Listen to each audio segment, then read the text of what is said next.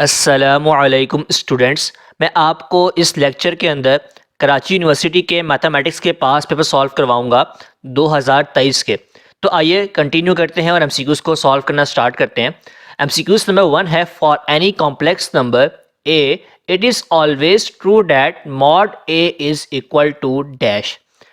अब ये एमसीक्यूज़ जो है आपका चैप्टर नंबर 2 से लिया गया है और इसको सॉल्व किस तरीके से करना है हम लोग उसको डिस्कस करेंगे। यहाँ पे आपके पास जो राइट आंसर होगा वो ऑल आर करेक्ट होगा, लेकिन आपने अंडरस्टैंड करना है किस तरीके से आपके पास ये आंसर आ रहा है, क्योंकि लास्ट ईयर जो है बच्चों ने एमसीक्यूज़ 1 के अंदर ऑप्शन ए को सिलेक्ट किया था, जो कि गलत आंसर है। तो आइए सॉल्व करना स्टार्ट करते हैं इसको। अब यहाँ पे कॉम्प्लेक्स नंबर ए लिखा हुआ है, इसको आप मान के चलो कि यहाँ पे आपके पास क्या लिखा हुआ है, z लिखा हुआ है। क्यों? ताकि आपको आसानी होगी, आपने अपने सिलेबस के अंदर कॉम्प्लेक्स नंबर को z से डिनोट किया है। ठीक है, अब कॉम्प्लेक्स नंबर बराबर है a प्लस आयोटा b के। इसका क्या मतलब है? इसका मतलब ये है कि a आपके पास रियल नंबर है और b आपके पास क्या है, इमेजिनरी नंबर है। इमेजिनरी क्यों है? क्योंकि इसके साथ आयोटा का साइन लगा हुआ है।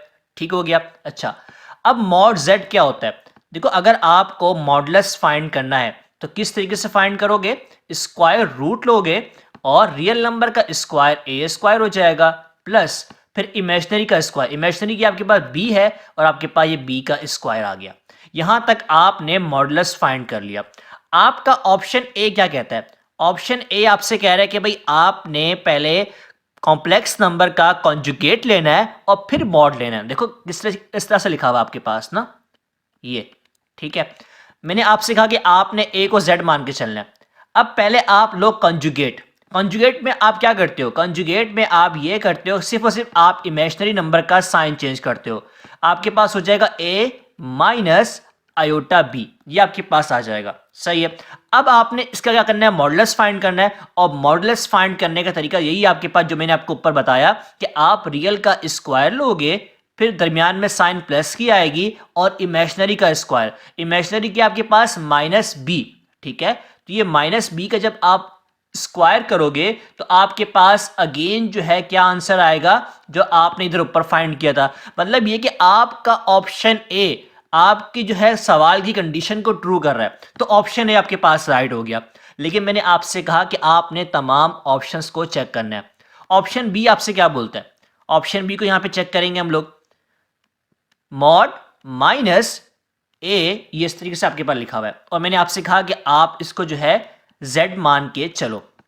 अच्छा, अब आपने क्या करना है? आपने कॉम्प्लेक्स नंबर को माइनस से मल्टीप्लाई करना है। z किसके बराबर है? a प्लस आयोटा b के। आपने इसको जब माइनस से मल्टीप्लाई किया तो आपके पास ये आ जाएगा माइनस का a माइनस का आयोटा b। ठीक हो गया। अब इसका आप मॉडुलस ले लो।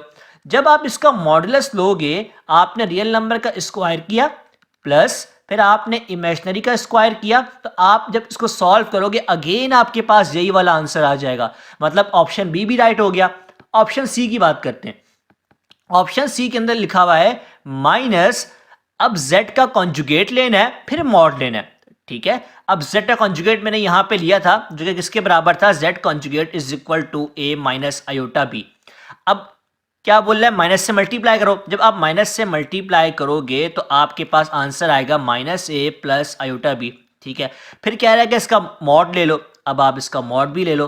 ठीक है, जब आप मॉड लोगे तो माइनस ए का स्क्वायर करोगे तो प्लस का ए स्क्वायर हो जाएगा, और यहां से आपके पास बी का स्क्वायर आ गया। अब आपने देखा कि आपके तीनों ऑप्शन से आंसर सेम आया, तो आपके तीनों ऑप्शन ठीक है, तो तभी आपका ऑप्शन डी यहां पे राइट आंसर होगा। All are correct. ठीक है, तो इस तरीके से आपने एमसीक्यूज को अंडरस्टैंड करना है। ठीक है, क्योंकि मैथमेटिक्स के पोर्शन के अंदर वो आपको एमसीक्यूज को काफ़ी ट्रिकी बना के देगा या फिर चेंज करके देगा, तो आपको सॉल्व करने का तरीका आना चाहिए। एमसीक्यूज नंबर 2 को डिस्कस करते हैं। If A is a subset of B and B is a subset of A, then which is true.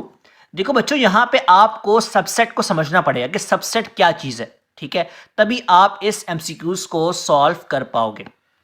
ठीक है, सबसेट को डिस्कस कर लेते हैं। यहां पे अगर मैं यहां पे एक सेट लूं ए कॉमा बी, ठीक है, और बी मैं यहां पे लूं ए बी और ये सी। अब आप देखो कि ए के दो एलिमेंट्स हैं, ए और बी, और बी के 3 एलिमेंट्स हैं, तो ए के दोनों एलिमेंट्स इस सेट के अंदर आ रहे हैं, ठीक है, जबकि बी के तीनों एलिमेंट्स इस वाले के अंदर नहीं आ रहे, तो मैं ये बोल सकता हूं कि ए जो है बी का क्या है, सबसेट है। ए क्या है, बी का सबसेट है, ठीक है। अब यहां पे वो आपसे कह रहा है कि ए बी का सबसेट है और बी फिर ए का भी सबसेट है, मतलब ये कि आप ऐसे दो सेट्स लो जो दोनों एक दूसरे के सबसेट बन जाए। उसमें आपको क्या करेंगे, जैसे कि मैं आपको यहां पे एग्जांपल दूं कि आपने एक सेट लिया ए बी और ये सी, और दूसरा सेट आपके पास है उसमें भी सेम टू सेम यही आपके एलिमेंट्स हैं, ठीक है। तो अब देखो ये दोनों एक दूसरे के सबसेट हैं, क्यों, क्योंकि ए के तमाम एलिमेंट्स बी के अंदर मौजूद हैं और बी के तमाम एलिमेंट्स ए के अंदर मौजूद हैं। तो आपका ऑप्शन ए राइट है। ऑप्शन ए राइट कैसे है कि मैंने ए सेट भी सेम लिया और बी सेट भी सेम लिया, तभी जो है मेरा कंडीशन ट्रू हो रही है, तभी आपका यहां पे ऑप्शन ए राइट होगा। दूसरा वो आपसे कहता है ऑप्शन बी के अंदर कि ए और बी बराबर नहीं है, जो कि मैंने आपको यहां पे बताया कि ए के अंदर 2 एलिमेंट्स हैं, बी के अंदर 3 एलिमेंट्स हैं। अब यहां पे इस वाले केस के अंदर आपका ए बी का सबसेट तो है लेकिन बी ए का सबसेट नहीं है, तभी ये आपका ऑप्शन क्या हो जाएगा, गलत हो जाएगा। आपको ये भी पता होना चाहिए कि अगर आपका कोई भी ऑप्शन गलत हो रहा है तो उसके पीछे रीजन क्या है, ठीक है। ऑप्शन नंबर सी क्या बोलता है, ऑप्शन नंबर सी बोलता है कि आप ए और बी का इंटरसेक्शन लो, ठीक है, और आपके पास आंसर जो है नल सेट है। क्या है, नल सेट। अब आप मुझे बताओ, ये आपके पास ए सेट है, ये बी सेट है, आप इसका अगर इंटरसेक्शन लोगे तो आपके पास इंटरसेक्शन में भी ए बी सी आंसर आएगा, नल सेट तो आंसर नहीं आया, तो ऑप्शन सी भी गलत हो गया। ऑप्शन डी की बात करते हैं कि आपने यूनियन लेना है और उससे आपके पास नल सेट आ जाए, यूनियन लेने से भी आपके पास आंसर ए बी सी आएगा, तभी आपका ऑप्शन डी क्या है, गलत है। तो इस तरीके से आपने टेस्ट के अंदर अपने एमसीक्यूज को सॉल्व करना होता है, ठीक है। एमसीक्यूज नंबर 3 की बात करते हैं। A rectangular array of numbers enclosed by a pair of brackets is called a dash। यहां पे सिंपल आपसे डेफिनेशन पूछी गई है मैट्रिक्स की, जो कि आपका यहां पे ऑप्शन ए क्या है, राइट आंसर है। तो बच्चों आपने फॉर्मूलाज को भी अपने जहन में रखना है और डेफिनेशंस वगैरह को भी, और तमाम चीज़ों को अपने माइंड में। आप यहाँ पे देख सकते हैं ये पास पेपर है लास्ट ईयर का, तो इसके अंदर डेफिनेशन ही पूछी गई है आपसे और जो है फॉर्मूलाज भी पूछेंगे, जो कि आगे हम वीडियो के अंदर डिस्कस करेंगे। एमसीक्यू नंबर 4 है, the equation A X square plus B X plus C is equal to will be quadratic if dash. अब देखो यहाँ पे आपको पता है कि क्वाड्रेटिक इक्वेशन क्या होती है, A X square plus B X plus C होती है। पहली कंडीशन क्या है कि ए आपके पास 0 हो और बी आपके पास 0 ना हो, ठीक है। कह रहा है कि ए 0 हो और बी आपके पास 0 ना हो। अब कैसे करेंगे, अगर आप यहाँ पे ए 0 पुट करो, जब आप अगर ए 0 पुट कर देते हो तो आपके पास ये पूरी टर्म जो है खत्म हो जाएगी, मतलब ये कि आपके पास ये वाली इक्वेशन जो है अब क्वाड्रेटिक नहीं रहेगी, लीनियर बन जाएगी। क्यों, क्योंकि एक्स की पावर जो स्क्वायर थी वो तो खत्म हो गया, तो आपका ऑप्शन ए क्या हो गया, गलत हो गया, ठीक है। ऑप्शन बी की बात करते हैं। ऑप्शन बी में कह रहा है कि ए की वैल्यू 0 नहीं है, ए की वैल्यू 0 नहीं है, वो कुछ भी हो सकती है 1 2 3 4, हमें उससे मतलब नहीं है, बस इतना कह रहा है 0 नहीं है। इसका मतलब जब ए की वैल्यू 0 नहीं है तो आपका एक्स स्क्वायर इक्वेशन के अंदर आएगा, और अगर एक्स स्क्वायर आ गया इसका मतलब आपकी क्वाड्रेटिक इक्वेशन है, तो आपका ऑप्शन बी यहाँ पे क्या होगा, राइट आंसर होगा।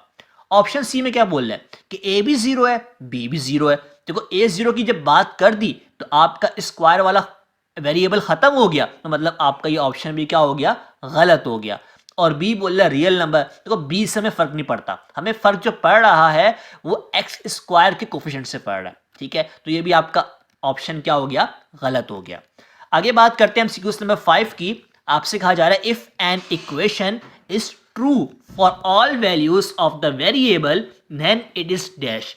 अब यहां पे आपके पास आइडेंटिटी की डेफिनेशन पूछी गई थी, जो कि आपका ऑप्शन भी यहां पे राइट आंसर होगा। एमसीक्यू नंबर 6 की बात करते हैं। Arithmetic mean between square root 2 and 3 square root 2 is dash. आपको अरिथमेटिक मीन का फॉर्मूला आना चाहिए कि किस तरीके से आपने सॉल्व करना है। देखो यहाँ पे आपको 2 नंबर गिवन है, यहाँ पे एक नंबर आपके पास ये गिवन है और एक ये गिवन है, आपने दोनों को ऐड करना है, square root 2 plus 3 square root 2 और डिवाइड में आपके पास क्या आ गया, 2 आ गया, ठीक है। अब ऊपर आप सॉल्व करोगे तो आपके पास आएगा, यहाँ पे देखो 1 है और यहाँ पे 3 है, तो 1 + 3 4 हो जाएगा और साथ में स्क्वायर रूट 2 आ गया। डिवाइड में आपके पास 2 आ गया, 2 1 द 2, 2 टू द 4, आपके पास आंसर क्या आया 2 स्क्वायर रूट 2। अब देखो बच्चों, आपके माइंड सेट के साथ जो है ना यहाँ पे खेला गया, क्योंकि आपके टेस्ट के अंदर एक नंबर जो है बड़ा कीमती होता है, और अगर आपका एक नंबर कम हो जाए तो आपका टेस्ट फेल हो जाएगा। क्यों? आपको पता है कि 50 नंबर पासिंग है, आपके 49 नंबर बने तो आपका टेस्ट फेल हो गया। तो अब यहाँ पे हुआ क्या, आपने है कि भाई 2 स्क्वायर रूट 2 किसी भी ऑप्शन के अंदर नहीं आ रहा, आपने नन ऑफ ऑल के ऊपर टिक लगा दिया। ठीक है भाई, थोड़ा सा माइंड तो चलाओ कि यहाँ पे हो क्या रहा है। नन ऑफ ऑल जो है सिर्फ और सिर्फ आपके माइंड के साथ खेला गया। अभी मैं आपको बता दूं कि आपका ऑप्शन बी यहाँ पे राइट है। ऑप्शन बी राइट किस तरीके से है इसको डिस्कस करते हैं। ठीक है, यहाँ पे लिखा हुआ है 4 स्क्वायर रूट 2। क्या लिखा हुआ है? 4 स्क्वायर रूट 2। अगर यहाँ पे इसको आप स्क्वायर रूट 2 से मल्टीप्लाई भी करो और स्क्वायर रूट 2 से डिवाइड भी करो, ठीक है, ये आपने कर दिया। अब सॉल्व करो, ऊपर क्या आ गया 4 स्क्वायर रूट 2 हो गया, नीचे इन दोनों के मल्टीप्लाई से आपके पास आएगा 2, 2 1 द 2, 2 टू द 4। अब देखो आपके पास यहाँ पे आंसर क्या है, 2 स्क्वायर रूट 2 आया, और आपका क्या आंसर आया था? आपका भी यही आंसर आया था, तभी आपका यहाँ पे ऑप्शन बी राइट आंसर है। तो बच्चों, आपने एमसीक्यूज को सॉल्व करते हुए हर चीज का लाजमी ख्याल करना है। आगे बात करते हैं एमसीक्यूज नंबर 7 की, और इसमें आपसे कहा जा रहा है 5 persons can be seated at a round table इन वेस। ठीक है, अब यहां पे बात की जा रही है राउंड टेबल की, मतलब ये कि सर्कुलर परमुटेशन की बात की जा रही है। सही है। अब जब सर्कुलर की बात की जाएगी ना, तो सर्कुलर के केस के अंदर आपके पास फॉर्मूला क्या होता है? n-1 factorial. ठीक है, यह क्या फॉर्मूला होता है।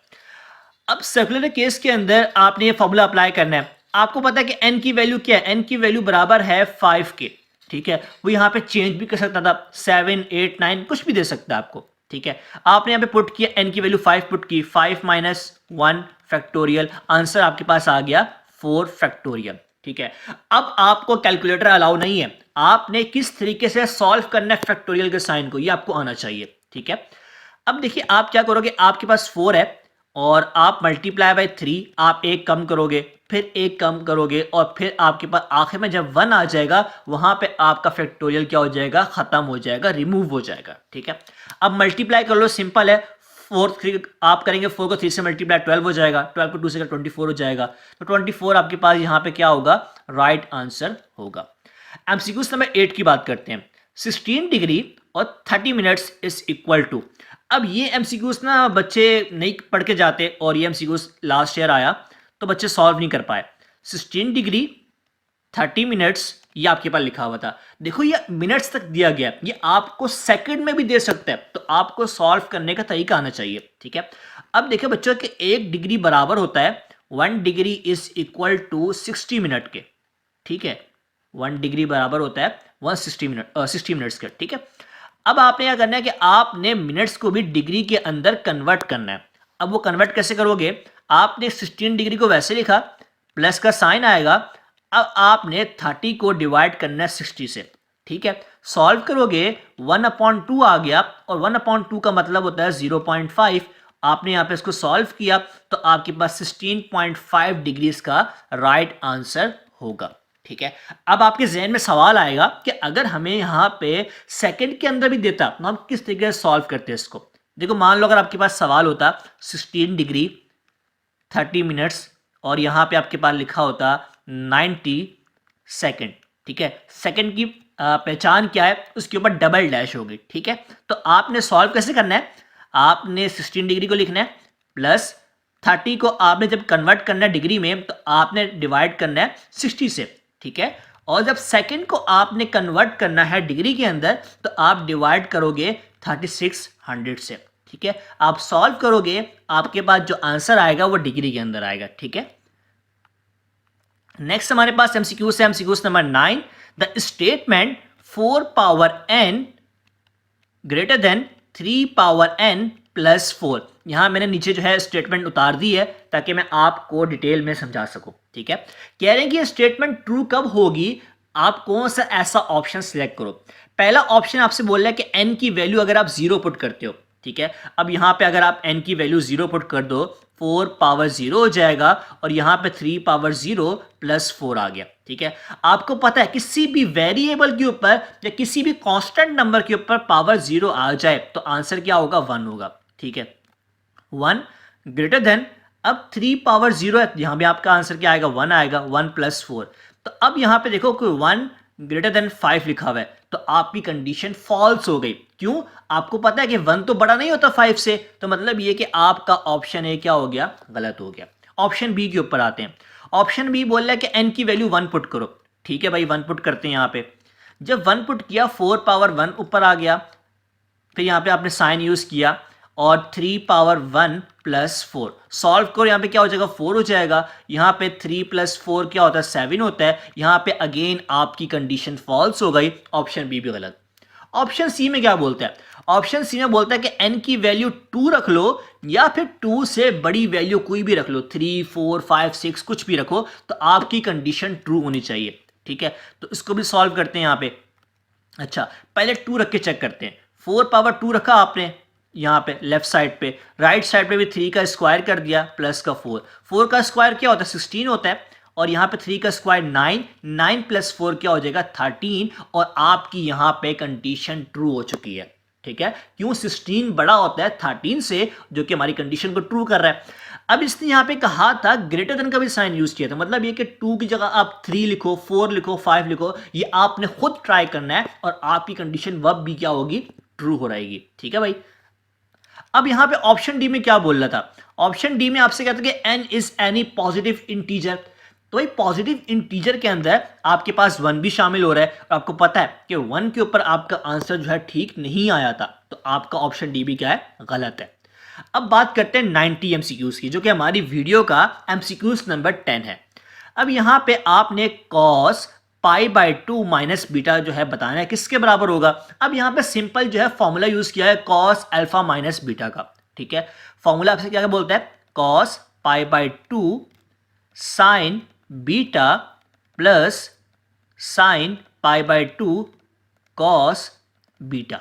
ठीक है, ये आपके पास आ गया। अच्छा, अब आपको ये बात मालूम है कि कॉस 90 जो है ना बराबर होता है 0 के, और साइन 90 बराबर होता है किसके, 1 के।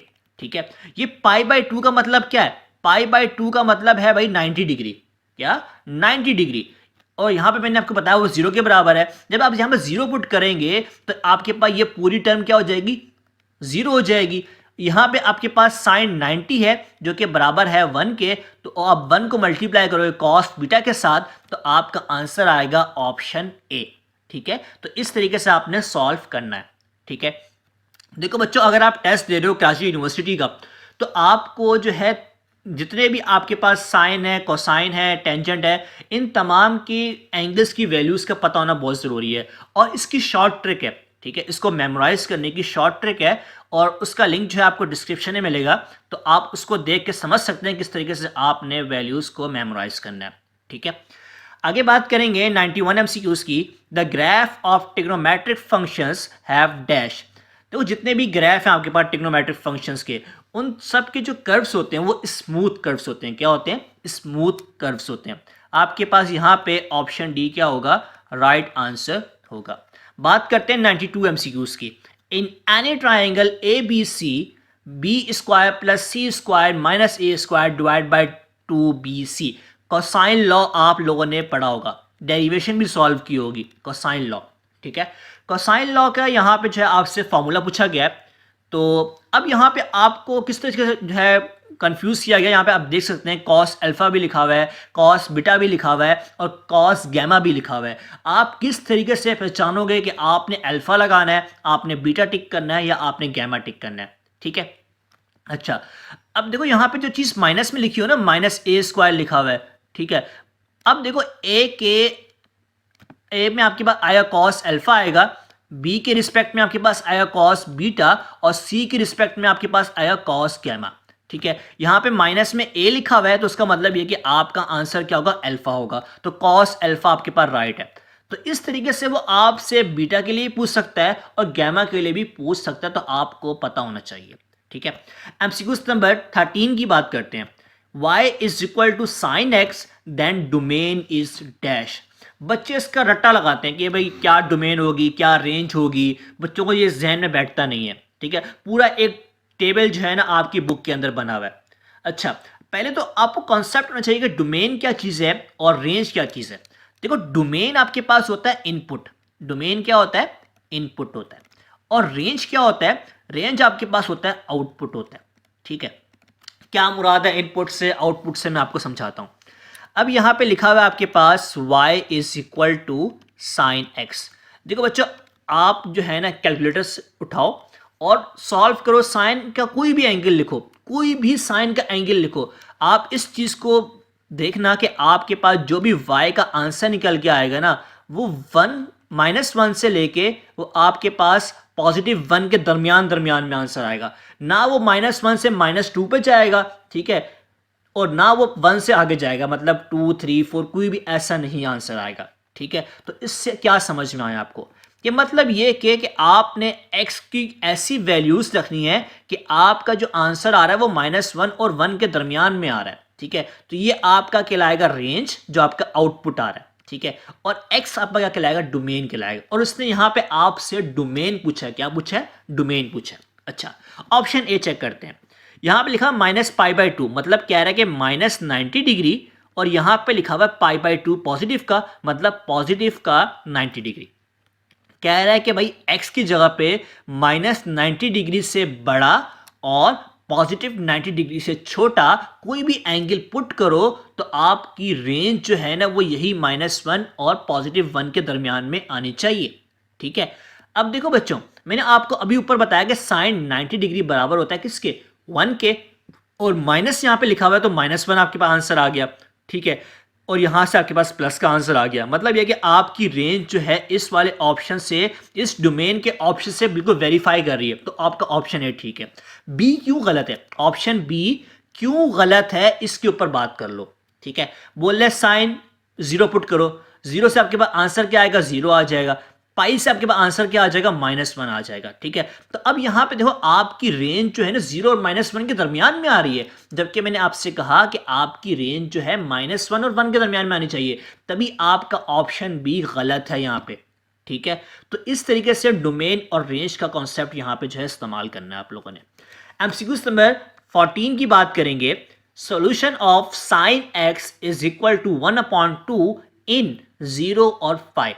ठीक है, देखो जब भी आपके पास इस तरीके की ब्रैकेट यहाँ पे यूज होगी ना, तो इसका मतलब होता है कि जो इसके साथ जो नंबर लिखा हुआ है ना, उसको भी आपने साथ इंक्लूड करना है। ठीक है, अच्छा, अब देखो यहाँ पे सिंपल चीज है, यहाँ पे आपसे कहा जा रहा है कि 1/2 आंसर आपके पास किस एंगल के ऊपर, ठीक है, आएगा आपके पास। देखो बच्चों, मैंने आपसे कहा कि आपको अगर जो है ट्रिग्नोमेट्रिक का जो पूरा टेबल होता है जिसके अंदर वैल्यूज लिखी होती है कि भाई आपके किस डिग्री के ऊपर क्या आंसर आ रहा है, अगर आपको वो आता होगा, आपको पता होगा कि आपने किस तरीके से इसको मेमोराइज करना है, तो आप इसका आंसर बहुत ही आराम से दे देंगे। ठीक है, देखो बच्चों, साइन जो हमारे पास 30 डिग्री होता है वो बराबर होता है 1/2 के। मतलब ये कि आपसे उसने x की वैल्यू पूछी है, तो आप यहाँ पे देखो कि आपके पास ऑप्शन सी राइट है। क्यों, देखो यहाँ पे इसने आंसर दिए हुए रेडियन के अंदर, किसके अंदर आंसर दिए हुए, रेडियन के अंदर आंसर दिए हुए, और रेडियन के अंदर कन्वर्ट करना आपको आना चाहिए। कन्वर्ट कैसे करोगे, मान लो आपके पास यहाँ पे 30 डिग्री का एंगल है, कन्वर्ट कैसे करना है आपने, पाई डिवाइड बाय 180 डिग्री। ठीक है, 31 द 30, 36 द 180, आपके पास आंसर क्या आया, π/6 आया। ठीक है, अब आप बोलेंगे सर ये 5 पाई डिवाइड बाय 6 कैसे आ गया, तो ये इस तरीके से आपके पास आया। अगर आप पाई में से माइनस करा दो π/6 को और सॉल्व करो, ठीक है, तो आपके पास यहाँ पे आंसर आएगा ऊपर आएगा 6 पाई माइनस का पाई। ठीक है, तो 5 पाई डिवाइड बाय 6 आ गया, जो कि आपका ऑप्शन सी के अंदर मौजूद है। ठीक है, 95 की बात करते हैं। 95 एमसीक्यूज में आपसे कहा जा रहा है tangent inverse √3 is equal to dash. ठीक है, लास्ट ईयर जो है ना फर्स्ट ईयर फिजिक्स से काफ़ी एमसीक्यूज लिए गए थे, और ये सारे एमसीक्यूज आपके टेक्स्ट बुक के जो आखिर में एमसीक्यूज दिए गए होते हैं ना, उन्हीं में से शामिल किए गए हैं। तो मतलब ये कि आपने उनको लाजमी सॉल्व करके जाना है। ठीक है, अब यहाँ पे बच्चे बोलेंगे कि सर हम कैसे बता पाएंगे कि हम टेंजेंट के कौन से एंगल जो है √3 आंसर देता है। अगेन वही बात, कहा है कि आपको ये चीज़ करनी पड़ेगी क्योंकि आपको कैलकुलेटर अलाउ नहीं है। आपके पास कैलकुलेटर अलाउ हो ना तो आप तो फ़ौरन से चेक कर लेंगे यहाँ पे किस डिग्री के ऊपर आपके पास ये आंसर आ रहा है। लेकिन अब जब अलाउ नहीं है तो आपको फिर जो है ये माइंडसेट से जो है एंगल को मेमोराइज करना है। और शॉर्ट ट्रिक बताइए, बहुत ही आसान तरीका है, इतना मुश्किल नहीं है, तो आप उसको जो है जाके देख सकते हैं। तो ये आपके पास यहाँ पे कौन सा आंसर राइट होगा, यहाँ पे आपके पास जो है √3 जो है इसका क्या आंसर होगा, राइट आंसर होगा। 96 में आपसे कहा जा रहा है कि इन any triangle ABC with usual rotation, और यहाँ पे आपको जो है यहाँ पे नोटेशन की फॉर्म में जो है 3 जो है वेरिएबल दिए गए हैं, ठीक है। तो आपको बताना है कि आपका कौन सा ऑप्शन जो है यहाँ पे राइट आंसर होगा, ठीक है। तो यहाँ पे इस केस के अंदर जो है हमारे पास राइट आंसर जो है ऑप्शन ए है। क्या है, ऑप्शन ए हमारे पास क्या होगा, राइट आंसर होगा। एमसीक्यूज नंबर 97 की बात करते हैं। 1 minus cos alpha divide by sine alpha. आपको ये वाला पास पेपर देख के अंदाजा हो चुका होगा कि कितने ज़्यादा फार्मूलाज जो हैं इस पास पेपर के अंदर जो है पूछे गए हैं, ठीक है। ये भी आपके पास फार्मूला है किस चीज़ का, हाफ एंगल का फार्मूला जो है आपसे यहाँ पे पूछा गया है, और जिसका आंसर है टेंजेंट अल्फा डिवाइड बाय 2, ठीक है। तो आपको पता होना चाहिए कि साइन अल्फा डिवाइड बाय 2 बराबर होता है किसके, square root 1 minus cos alpha divide by 2, और कॉस अल्फा अपॉन 2 बराबर होता है square root 1 plus cos alpha divide by 2, ठीक है। इस तरीके से आप टेंजेंट अल्फा अपॉन 2 का भी निकाल सकते हैं। तो अभी हमारे पास यहाँ पे आंसर क्या होगा, ऑप्शन ए राइट आंसर है। 98 एमसीक्यूज आपके पास ट्रिग्नोमेट्रिक एमसीक्यूज है, बहुत ही आसान एमसीक्यूज है। क्या कहा जा रहा है, sec theta, cosec theta, sine theta और कॉस थीटा। तो आपको पता है कि भाई सेक थीटा बराबर होता है 1 अपॉन कॉस थीटा के, और कोसेक बराबर होता है 1 अपॉन साइन थीटा के, ठीक है। इसको आप वैसे यहाँ पे उतार दें। तो अब आप यहाँ पे देखें कि आपके कॉस से कॉस कैंसिल, साइन से साइन कैंसिल, आंसर क्या आया, 1 के बराबर आपका आंसर आया, जो कि ऑप्शन ए क्या होगा, राइट आंसर होगा। 99 एमसीक्यूज की बात करते हैं, जो कि हमारे वीडियो का 19 एमसीक्यूज है। 3 dice are roll simultaneously then an event is equal to dash. देखो बच्चों, आप यहाँ पे देखो कि डाइस की बात की जा रही है, तो आपके माइंड में फौरन से आना चाहिए कि भाई डाइस की साइड्स कितनी होती हैं, डाइस की साइड्स कितनी होती हैं। तो भाई 6 साइड्स होती हैं। आप लोग अगर लूडो खेलते हो, ठीक है, तो आपको इस चीज़ का आइडिया होगा कि डाइस की जो है साइड्स कितनी होती हैं, ठीक है। 1 2 3 4 5 6 नंबर होते हैं। अच्छा, यहाँ पे 3 डाइस की बात की जा रही है, कितनी, 3 डाइस की। तो आपका फॉर्मूला क्या बनेगा, 6 पावर n, ठीक है। ये 6 किस तरीके से आया आपके पास, ये बता रहा है साइड्स को, और n बता रहा है नंबर ऑफ डाइस को, इसको नंबर ऑफ डाइस को। अब यहां पे 3 डाइस की बात की गई है, तो आपने 6 पावर 3 करना है। क्या करना है, 6 पावर 3। तो आपका आंसर होगा 216 आंसर होगा, ठीक है। अगर वो यहां पे बात करता है 6 डाइस की, ठीक है, तो आपने क्या करना है, आपने 6 पावर 6 कर देना है। तो इस तरीके से आपने इसको सॉल्व करना होगा, ठीक है। लास्ट एमसीक्यूज हमारी वीडियो का, तो सॉल्व करते हैं इसको। क्या कहा जा रहा है आपसे, if alpha and beta are the roots of 3x square minus 2x plus 4 is equal to 0। आपको यहां पे अल्फा प्लस बीटा की वैल्यू बतानी है, ठीक है। देखो बच्चों, आपके पास इक्वेशन होती है क्वाड्रेटिक की, ax square plus bx plus c। अब अपनी इस वाली इक्वेशन को यहां पे उतार लो, 3x square minus 2x plus 4। a बराबर है 3 के, b बराबर है -2 के, और c बराबर है 4 के, ठीक है। आपको अल्फा प्लस बीटा फाइंड करना, मतलब ये कि आपको सम ऑफ रूट निकालना है। सम ऑफ रूट का फॉर्मूला क्या होता है, माइनस बी डिवाइड बाय ए होता है, ठीक है। माइनस आपने वैसे लिखा, b बराबर किसका था, -2 के, आपने -2 पुट कर दिया। a बराबर किसका है आपके पास, 3 के, तो आपने 3 लिख दिया, माइनस माइनस हो गया प्लस, 2/3 आपके पास क्या राइट आंसर है, जो कि आपका ऑप्शन ए है। यहां पे वो आपसे अल्फा बीटा पूछ सकता है, मतलब ये कि प्रोडक्ट पूछ सकता है। तो प्रोडक्ट के केस के अंदर आपने क्या करना है, C/A फॉर्मूला होता है, और C की वैल्यू क्या आपके पास 4 के बराबर, और A की वैल्यू आपके पास है 3 के बराबर। 4/3 आपका क्या होगा, राइट आंसर होगा, ठीक है। तो आपको दोनों जो है सॉल्व करना आना चाहिए। ठीक है। तो यहाँ पे मैंने आपको 20 MCQs जो है सॉल्व करवा दिए, जो कि आपके लास्ट ईयर का जो है पास पेपर था। ठीक है, आपका किसी भी MCQs के अंदर कोई सवाल है, कोई प्रॉब्लम है, तो आप कमेंट के अंदर जो है पूछ सकते हैं, और आपको इसका PDF जो है ना डिस्क्रिप्शन के अंदर मिल जाएगा, आप वहाँ से जो है इसको डाउनलोड भी कर सकते हैं। और आपने इस लेक्चर को अपने तमाम कोलीग्स के साथ, फ्रेंड्स के साथ जो है शेयर करना है, ताकि वो भी जो है इस वीडियो के साथ फ़ायदा उठा सकें। अल्लाह हाफिज़।